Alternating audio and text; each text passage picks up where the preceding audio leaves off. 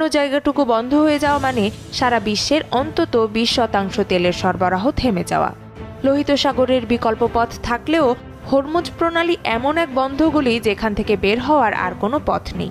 আধুনিক বিশ্ব কি তবে তার ইতিহাসের সবচেয়ে বড় সামুদ্রিক সংকটের মুখোমুখি দাঁড়িয়েছে? ইরানের বিরুদ্ধে চলমান যুদ্ধের জেরে হরমুজ প্রণালী এখন বন্ধ। এই সংকীর্ণ জলপথে এখন 171টি কন্টেইনার জাহাজ আটকা পড়ে আছে, যার পণ্যের বাজার মূল্য প্রায় $4 বিলিয়ন।